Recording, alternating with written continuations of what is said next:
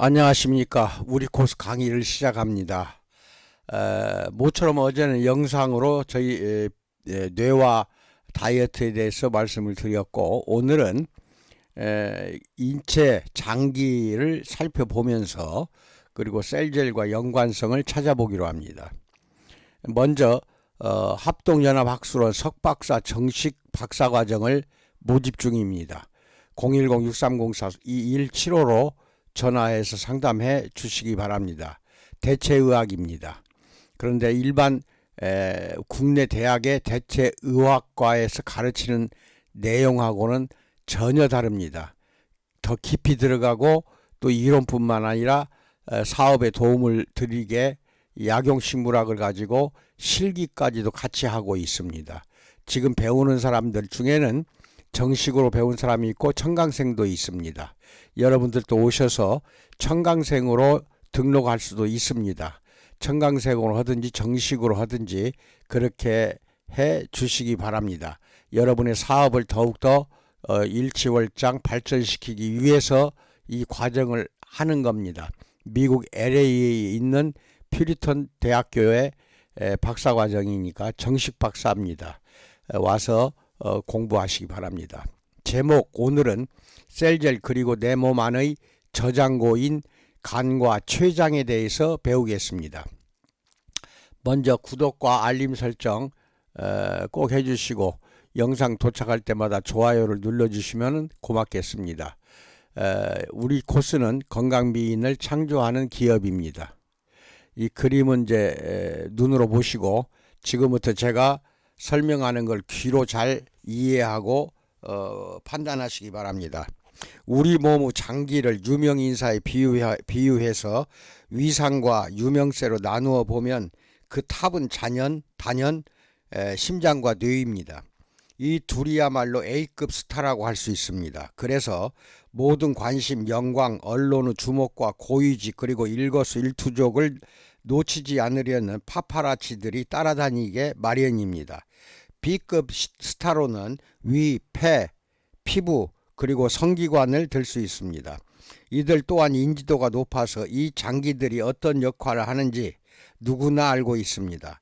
마지막으로 C급 장기가 있는데 이름은 유명하지만 그 기능과 역할에 대해서는 별로 알려져 있지 않습니다. 이 장기들은 인지도가 낮아 아무리 좋은 일을 해도 별다른 관심을 받지 못합니다. 여기서 말하려고 하는 내부 장기 중 최고 스타는 바로 간입니다. 대부분의 사람은 간과 바로 이웃하고 있는 소화기관인 췌장에 대해는 별로 관심도 없고 고작해야 술을 해독하는 기관 정도로만 알고 있습니다. 만약 단어 연상 게임을 하면서 누군가 간 하고 외친다면 바로 술이라고 대답할 것입니다. 또 누군가가 췌장 하면 바로 당뇨라고 대답이 나올 것입니다. 그러면 간과 췌장의 연관 단어는 이 둘밖에 없을까요? 이 두 장기가 1차적으로 알코올, 비만과 관련이 있는 것은 사실입니다. 그렇지만 이것만으로 간과 췌장을 정의한다면 마치 뇌는 기억밖에 할 줄 모르고 성기는 커피를 배설하는 기관에 불과하다는 말과 같습니다. 이것은 간이 매일매일 수행하는 생체의 기적 중 일부일 뿐입니다. 하나의 특징을 들어봅시다. 간은 내부 기관 중 스스로 재생할 수 있는 유일한 장기입니다. 간은 전체의 75%를 상실해도 원래의 모습을 되찾을 수가 있습니다. 놀랍지 않습니까? 소화 과정을 따라가다 보면 필수적으로 이 두 장기는 살펴봐야 합니다. 이제 내부 장기에서 무슨 일이 벌어지는지 살펴보기로 합니다. 해부학적으로 간의 구조에 대해서 말하겠습니다. 잠시 의학에서 벗어나 신화를 이야기해 봅니다. 그리스 신화의 프로메테우스는 인간에게 불이라는 선물을 준 신입니다. 인간에게 불을 선물한 죄를 물어 그리스 최고의 신 제우스는 그를 바위에 사슬로 묶고 독수리가 간을 쪼아먹게 하는 형벌을 내렸습니다. 그렇지만 놀랍게도 거의 다 먹혀버린 프로메테우스의 간은 밤새 재생되었습니다. 도대체 그리스 사람들은 간의 재생 능력을 어떻게 알았을까요? 아마도 전쟁에서 입은 상처가 아무는 것을 보고 알았을지도 모릅니다. 현대의학은 간에 대해 훨씬 더 많은 사실을 밝혀냈습니다. 마치 부메랑처럼 생긴 갈색 간은 인체에서 두 번째로 큰 장기입니다. 간이 중요한 가장 큰 이유는 인체의 국경 검문소 같은 역할을 하기 때문입니다. 어떤 음식을 섭취하든 대부분은 간으로 전달되어 다른 화합물의 형태로 전환이 됩니다.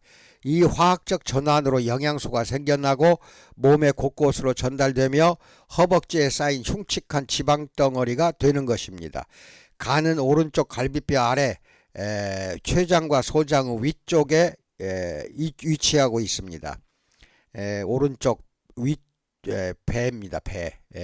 저 갈비뼈 바로 밑에 배. 오른쪽에서 왼쪽까지 그렇게 커요. 오른쪽에서 걸쳐서 왼쪽까지 잘 기억하세요. 왜냐하면은 간경화 환자가 여러분에게 온다고 합시다. 그러면은 윗배, 그러니까 갈비뼈 바로 밑에 있는 윗배에 잔뜩 셀젤을 바르세요. 그래야지 왼쪽까지, 오른쪽에서 왼쪽 윗배를 전부 다 셀젤로 잔뜩 바르고 한 2-30분 마사지 해주시고 그 위에 덧바른 다음에 그 원적에서는 등으로 쬐주시기 바랍니다.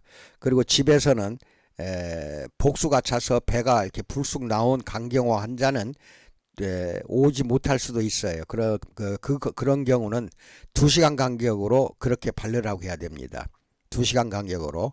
원적에서는 등은 없다 해도 괜찮아요. 2시간 후에는 물수건으로 닦아내고 다시 셀젤을 바르고 또 키친타올로 이렇게 딱 붙여놓은 다음에 또 2시간 지나서 닦아내고 바르고 키친타올, 또 닦아내고 바르고 키친타올, 2시간 간격으로 날마다 하루도 빼지 말고 집에서 해야 됩니다. 이런 경우에는 약 2개월 이상을 해야 되기 때문에 셀젤 큰 것을 판매하시기 바랍니다. 그래서 집에서 할 수 있도록 그렇게 해 주시면 좋겠습니다. 그러면은 2개월 정도 되면은 그 간의 재생 능력을 믿으세요. 그렇게 쉽게 바로 망가진 간도 또 쉽게 재생도 잘 되니까 그냥 복수 차갖고 죽어가는 사람, 그 더 이상 동서양 의학으로는 치유가 안 됩니다. 간경화는 죽을 수밖에 없어요. 그런데 그런 사람도 간이 되살아난다 이렇게 믿고 셀젤로 해보시기 바랍니다. 다음으로 말합니다. 간의 역할은 크게 3가지로, 첫째 음식물을 소화시키고, 둘째 단백질을 합성하며, 셋째 몸의 해로운 물질을 제거합니다. 소장에서 나온 모든 혈액은 문맥을 통해 간으로 흘러 들어갑니다. 그리고 우리가 섭취한 거의 모든 영양소는 심장을 통해 전신으로 운반되기 전에 반드시 간을 거쳐가야 합니다. 즉 간에서 영양소가 심장으로 갑니다. 전부가 아니라 거의라고 표현하는 것은 극히 소량의 영양소가 구강과 혀 밑에서 흡수되기 때문인데 이것은 1% 미만에 불과합니다. 간은 어떤 물질은 배출하고 어떤 물질을 전환하며 어떤 것을 전신으로 보낼지를 결정하는 것이 간입니다. 상당히 중요한 것입니다. 간 안에는 담도의 네트워크가 있는데 앞에서 소개한 내용을 다시 한번 언급하면 담즙은 간에서 분비되는 초록색 액체로서 지방 분해를 도와주고 있습니다.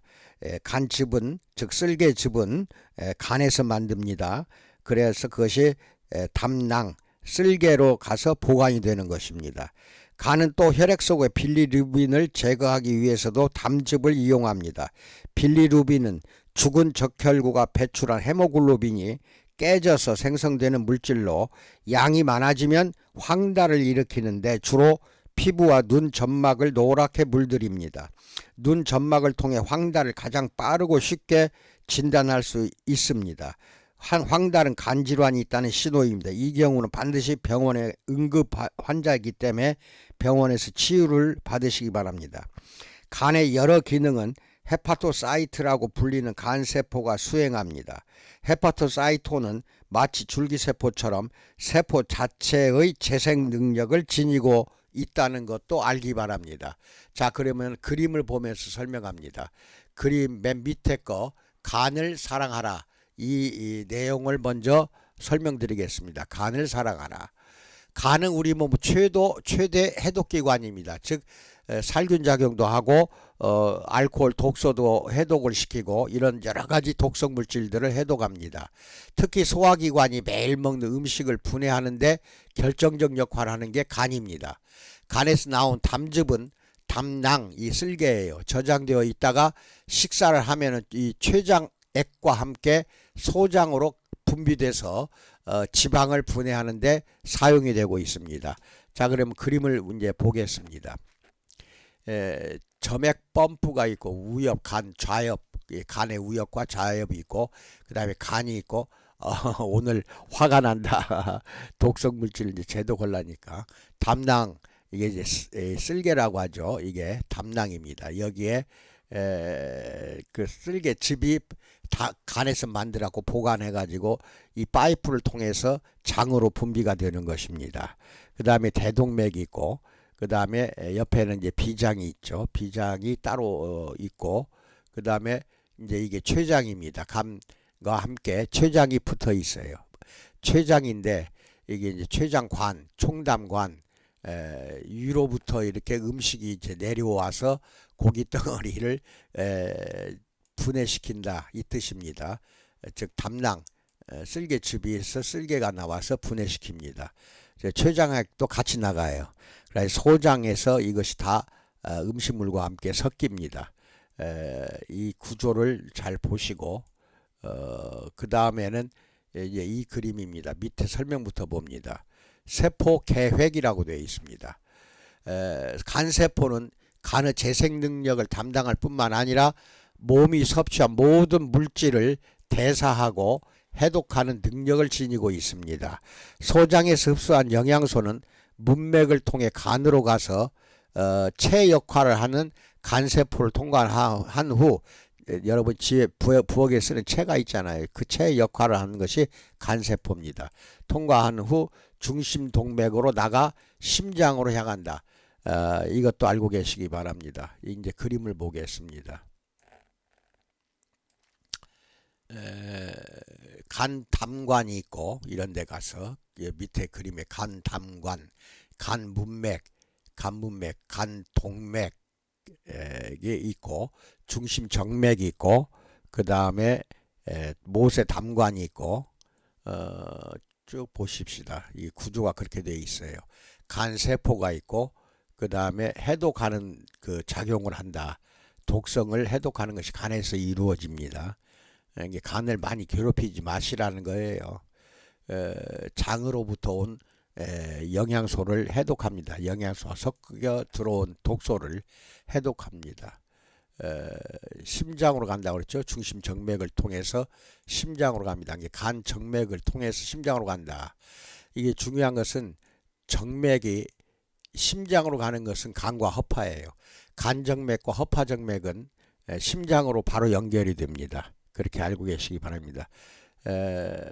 그리고 영양소는 소화관에서 흡수한 영양소입니다. 소장에서 흡수한 영양소는 간 문맥을 통해서 간으로 들어갑니다. 간으로 들어가서 더욱더 영양소 전환작용이 일어나요. 거기서 그 다음에 이제 여기를 봅니다. 췌장을 보겠습니다. 소장과 췌장 설명을 봅니다. 췌장의 기능.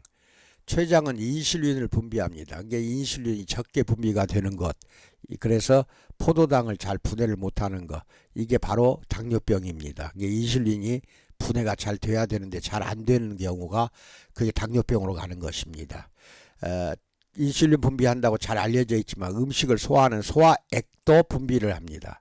그래서 알파와 베타 세포는 다른 몇몇 세포와 함께 췌장을 도와 다양한 소화 기능을 수행을 합니다. 그러니까 이게 쓸개즙에서 만든 담낭에서 보관하고 있던 쓸개즙도 보내지만은 췌장에서도 여기 보시면 이게 소화액을 소장으로 내보내고 있습니다. 소장으로. 그런 게 췌장에서 있는 체부와 미부 전체 합쳐서 췌장이라고 합니다. 췌장. 그래서 소화액도 내보내고 있다는 건 인슐린만 분비하는 게 아니라는 겁니다. 그 다음에 이제 소화액도 이렇게 나가고 있고 그 다음에 선포세포가 있는가 하면은 그 다음에 혈액이 들어오는 곳 그리고 베타세포가 있고